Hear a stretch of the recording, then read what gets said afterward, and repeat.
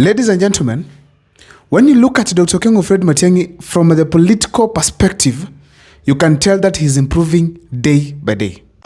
Let's give these guys another term. If they are going the way they are going, let them complete what they are doing. So, but what are they going to complete? Nothing. Give you more time to complete nothing. I mean, so, yeah. And kudos to the team that is managing Dr. Okengo Fred Matiang'i. And why am I saying this? Dr. Okengo Fred Matiang'i has been able to manage the expectations of Kenyans. If he could have come with the expectations of Kenyans and then tried to satisfy them, Dr. Okengo Fred Matiang'i could not have managed to be politically relevant for the next 2 years. But now, his team played a very smart game here. They said he has to act normally and then rise gradually. That's amazing. And most of you can tell as we speak today, when it comes to the social media presence, Dr. Okengo Fred Matiang'i is there, most especially on TikTok. When it comes to even the mainstream media, Dr. Okengo Fred Matiang'i is now present. Ladies and gentlemen, Dr. Okengo Fred Matiang'i visits, every Sunday visits a church. I think no one has been betrayed in this country more than the church. And no one has been let down more than the church.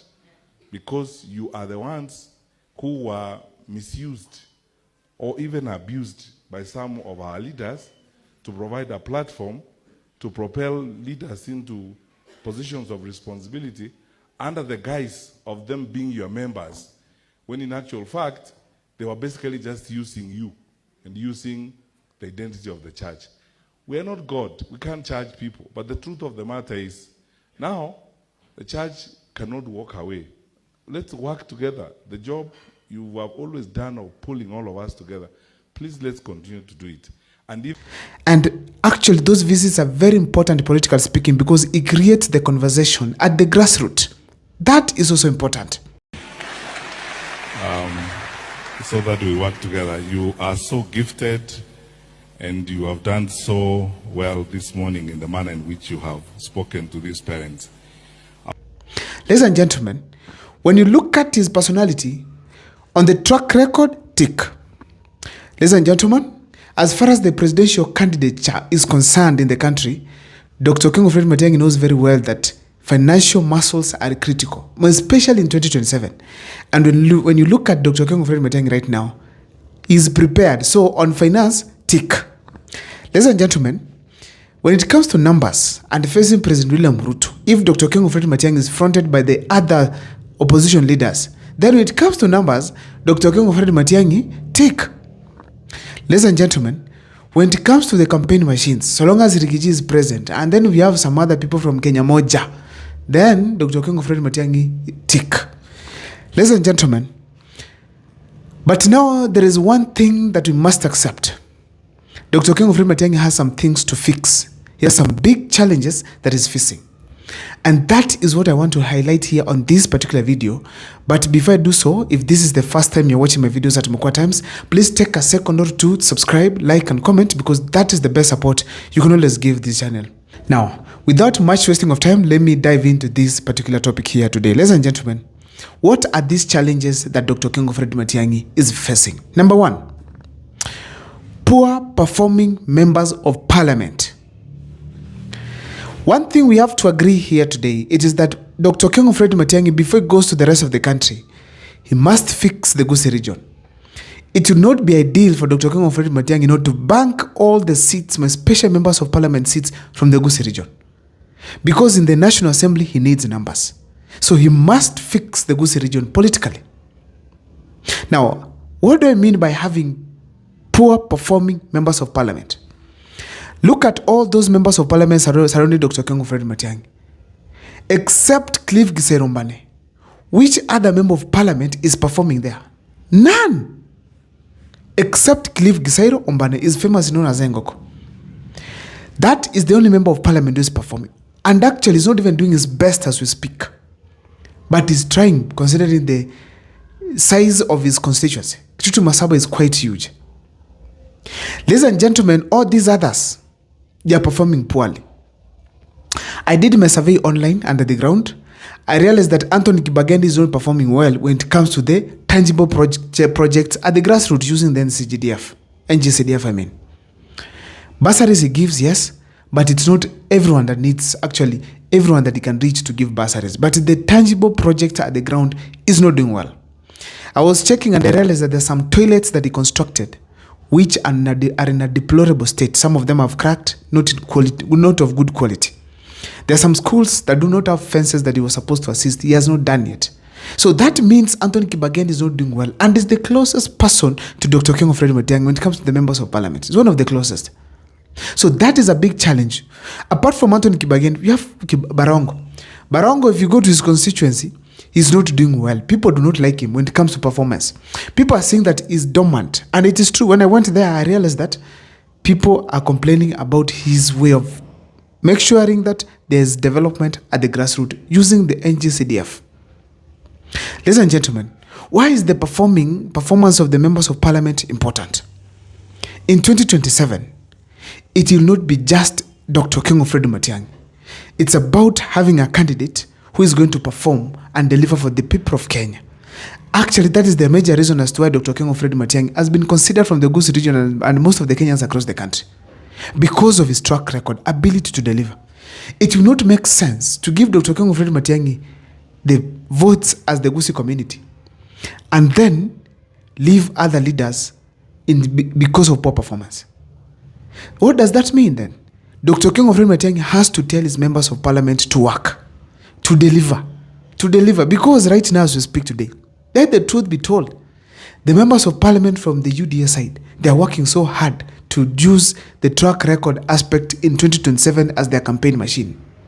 They want to campaign based on track record. I was recently with a lady of about 60 years old from the Kitutu Churches South. I think it is Kitutu at the north, where Japhet Nyakundi comes from. This lady, despite being elderly, she told me that they will vote for Japhet Nyakundi. Not because he's with William Ruto. No. Not because he has money. Because he's doing what you call development projects. She even gave me an example of a road that she's expecting it to be done by the member of parliament, that is Japhet Nyakundi. And once it is done, they will vote for him, that region entirely. I think it's around Sense Ward. Ladies and gentlemen, I asked her, how about Matiang'i? He said, Japhet Nyakundi will be the Matiang'i in 2027. I don't know how sincere she was or maybe factual she was, but the fact remains they're expecting him to join with Dr. King of Matiang'i. However, ladies and gentlemen, what caught my attention is the reasons as to why she settled on Japhet Nyakundi. It will not be easy to get someone out of power who is performing. Yes, there will be a wave of Dr. King of Matiang'i, but I'm telling you, when it comes to the members of parliament, if they camp in their constituencies, it will not be easy for them to just be forgotten. It's very difficult. Considering also the amount of money they're going to be given to campaign, it will not be easier. Ladies and gentlemen, that is a big challenge because the UDA people, as I said, they're performing also. They're working very hard to ensure that they're proving to the people that they're also working. I've listened to members of parliament from UDA side, and most of them are campaigning on the basis that they have worked, they have brought roads, they have built this and that's why they want to be re-elected. And therefore, to counter these people, Dr. King of Matiang'i must tell his members of parliament to wake up and also deliver for the people of the Gusii region. Number two, ladies and gentlemen, it is the blackmailing that is receiving from all over members of parliament, or let me say generally the political class. People are telling him to give them money to campaign. Others are even asking for a tune of 300,000 shillings in a week. I'm getting that. What is the essence of a member of parliament from the Gusii region to ask Dr. King of Matiang'i for 300,000 every week to go and campaign? Allegedly, I'm getting the news around that to go and campaign the Gusii region, for heaven's sake. If it could have been an offer to a member of parliament from the coastal region or even from central Kenya, it could have been understood. Some of them are low as MCAs, and they want 300,000 every month to campaign for Dr. King of Matiang'i within the Gusii region. That is the biggest challenge. And some of them, when they left back, they go and start the campaigning. We just say it here. It's allegedly that also these leaders, most of them, have already started attacking Dr. King of Matiang'i. That is not fair. That's a big challenge. He had to sit down and see how to deal with these people by bringing up a team that can be able to counter them. Another thing that is a big challenge for Dr. King of Fred Matiang'i, ladies and gentlemen, is the poor performance by the governors. As we speak today, Amos Nyaribo is taken to be among the poorest performing governors in the country. But the fact remains he's doing one or two things, but Nyamira is not managed well. And I'm going to do an extensive video as far as Amos Nyaribo is concerned. But in the meantime, ladies and gentlemen, we have to also state it categorically here that the performance of members of parliament and also the governors is important because it will enable Dr. King of Fred Matiang'i to have, first of all, a good name outside the Gusii region, and apart from that, also to have a good name within the Gusii region, so that even when he's pushing his campaigns, it's easy. Ladies and gentlemen, another big challenge that Dr. King of Fred Matiang'i is facing is this. The counter team is lacking a proper counter team to face President William Ruto's team. I'm feeling like, yes, he's doing well, but how is it that he's the one to go to Kisii and start attacking Agna Simba Arati, telling them that hiyo story ya kwenda kukamua ng'ombe, it is not part of the development projects you are planning for the Gusii region? How is it that he's the one countering Simba Arati and some other leaders? We should have some strong leaders, some campaign machinery within the Gusii region to face some of these politicians. But if it is Matiang'i going to do so, then he's also falling into William Ruto's trap to be branded as a Kisii leader. I don't know what is your take, but in the comment section, don't show me some of the challenges that you feel Dr. King of Fred Matiang'i has, but I personally feel these are big challenges that he's facing. I'm sorry I've been away for quite some time. I had some few issues, also feeling unwell. You can see here there's some problems I developed, but I hope in due course I'm going to be far much stronger so that I can be able to do better and better on this particular channel. See you next time for more videos. My name is Abel Mukwa.